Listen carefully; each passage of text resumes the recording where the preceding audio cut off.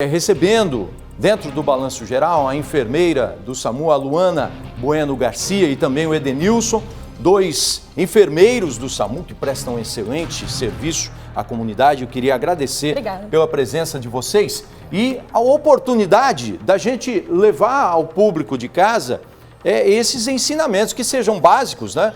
Mas que podem evitar mortes, não é verdade? Exatamente. E acho que o grande foco e importante a gente passar para a população que simples manobras conseguem fazer diferença, como você disse, na vida dessa criança ou até mesmo desse adulto.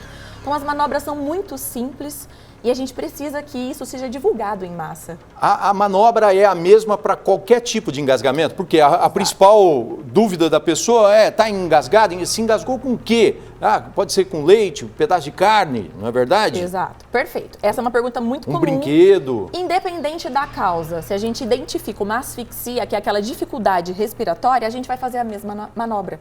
O que vai diferenciar é o tipo de manobra em cada idade, né? Em cada faixa etária. E é isso que a gente pode mostrar aqui para vocês hoje. Bom, a gente tem aqui um boneco que é um bebezinho, né? Essa manobra é especial, é isso? Porque tem que ter cuidado, porque é um corpo frágil, não é verdade? Exatamente. Porque senão, ao invés de tentar ajudar, tentar salvar, pode acabar causando sequelas, né? Ou fraturas. Exatamente. Então a gente vai mostrar a sequência, né?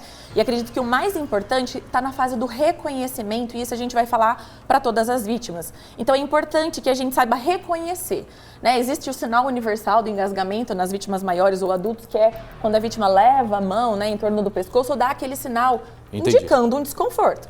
Nesse momento, a gente tenta identificar fatores de risco. Então ele estava se alimentando de alguma coisa, estava bebendo alguma coisa, tinha algum brinquedo que possa justificar isso, certo?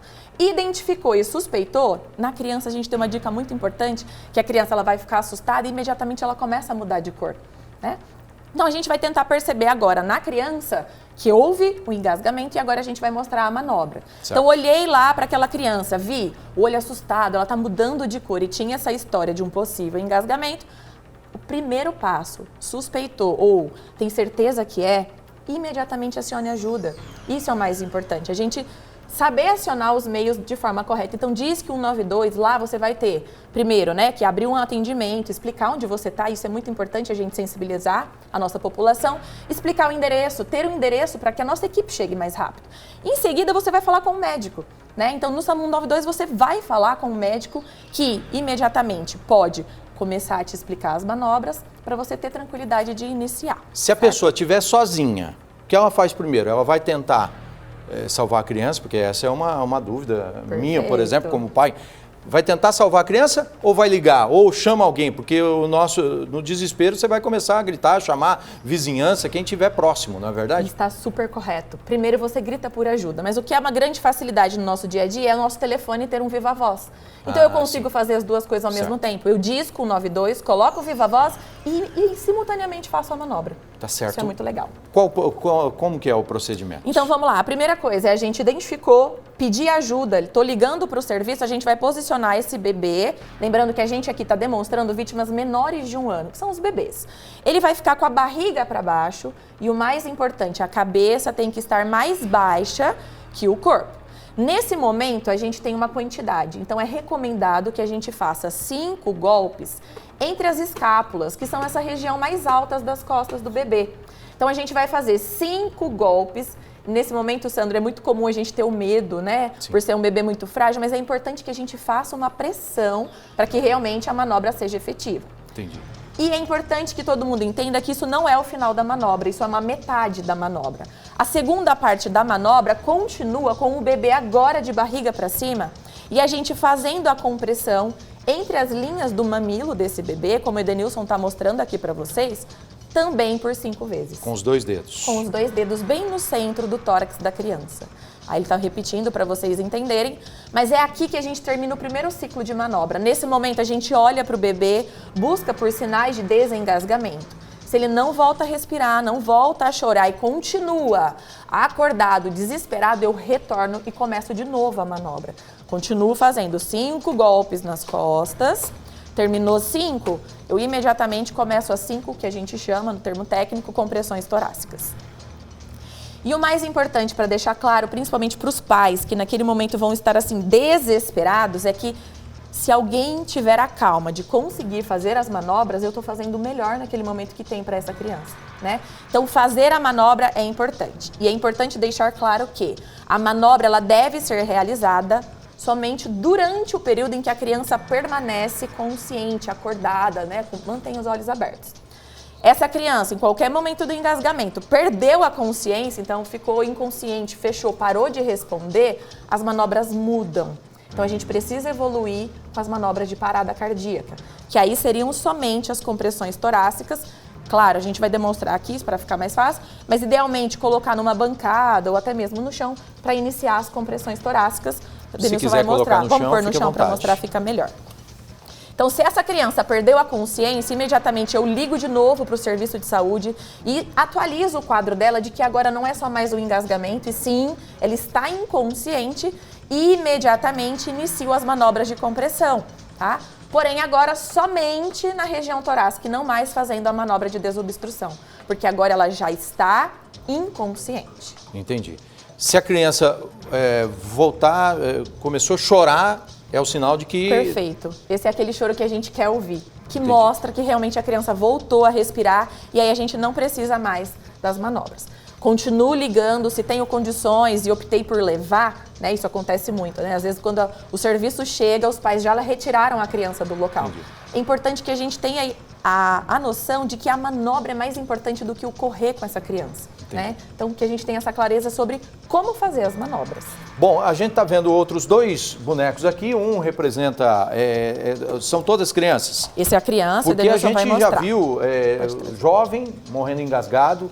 Outro dia eu fiquei sabendo de uma pessoa de mais idade, idosa, que também morreu engasgada com um pedaço de carne. Olha, só pode acontecer, né? É importante deixar claro que engasgamento ele não vai escolher, né, uma faixa etária. A gente tem sim uma predominância em vítimas infantis, pediátricas, mas isso vai acontecer em todas as faixas etárias. Então é importante a gente saber também nas outras faixas etárias. Esse daqui é uma criança. É uma criança. Acima de 1 ano, desde que ela já fique de pé, a gente já pode passar para essas manobras. Muda? Vai mudar. Então a primeira coisa é a gente se posicionar à altura da criança. Então é importante que a pessoa que se dispor a fazer as manobras se ajoelhe atrás da criança e aí o posicionamento é todo diferente. Então a gente vai localizar o umbigo dessa criança, para a gente ter uma linguagem mais simples, o umbigo dela, e aí a gente vai colocar a mão fechada, o punho fechado, entre o umbigo e o final aqui da nossa região torácica. Na linguagem comum, né, seria a famosa boca do estômago. Entendi. É ali que a gente vai concentrar as forças. E a manobra, ela tem um movimento diferente. Ela é em formato de J. Você faz a força para dentro, mas ao mesmo tempo para cima. E essa manobra nas crianças, ela não tem uma quantidade. Você vai ficar fazendo durante todo o tempo que você estiver atendendo, enquanto ela ainda estiver engasgada. Então a gente cessa as manobras quando realmente a criança voltar a falar, voltar a chorar, que aí vai ter um sinal de que realmente o ar agora está passando. Eu já vivi isso dentro de casa quando eu era pequeno, que eu me engasguei, minha mãe, de mais idade, né, da tradição antiga, foi na boca, assim, querendo ver o que tinha lá. Nunca deva fazer isso. O problema da gente tentar procurar, a gente faz, né, explica como fazer a varredura, às cegas, é a gente tentar, às vezes, empurrar o objeto mais para baixo. Mas em crianças menores e bebês, se eu vejo esse objeto e ele está facilmente alcançável, eu posso sim remover. Porque num adulto, a gente tem o estímulo de retirar o objeto ou fazer a tosse para sair. O bebê ele não tem essa capacidade. Então, se eu tenho a segurança de que buscar o objeto não vai levar o objeto mais para baixo, a gente pode sim pegar, mas não ficar procurando esse objeto. Bom, agora a gente tem um outro boneco ali. Exato, que agora são as vítimas adultas. As vítimas adultas. Exato. O que diferencia? Mesma manobra que a gente mostrou aqui para vocês na criança, porém, né, é importante que no adulto, como ele tem a capacidade de comunicação, que a gente pergunte para esse adulto, né, a gente acha até engraçado, mas você está engasgado? Esse primeiro questionamento é no intuito de perceber um sinal de engasgamento, eu pergunto, você está engasgado? E aí eu vou observar o quê?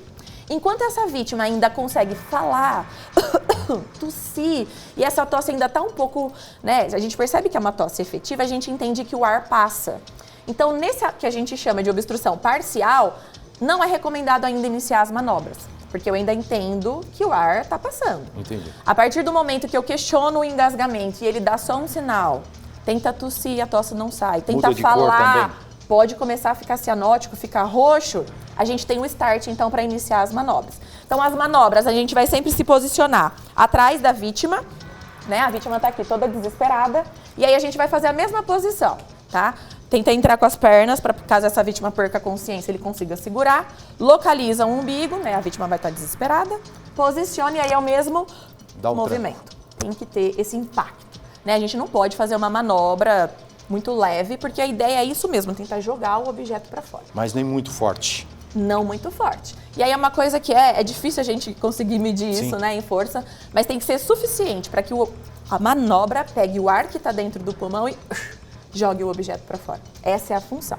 E aí o que é mais importante, em qualquer uma das vítimas, quando essa vítima torna-se inconsciente, é importante iniciar as manobras. Então eu coloco essa vítima numa superfície rígida, aciono o serviço de emergência e inicio. Manobra de compressão torácica no adulto, diferente do bebezinho, a gente vai fazer com as duas mãos, né? E aí a gente vai manter essa velocidade. Isso é o mais importante nesse momento para essa vítima que ficou inconsciente. Até que o serviço de emergência consiga chegar, é isso que vai fazer diferença na sobrevida dessa vítima. Entendi. E nada substitui, lógico, o atendimento que vocês vão prestar, né? Exato. Não adianta a pessoa achar que ela vai fazer isso e não devo ligar para o serviço de saúde. O mais importante, com certeza, é o acionamento. Por quê? Se tudo der certo, esse objeto vai sair, esse alimento vai sair.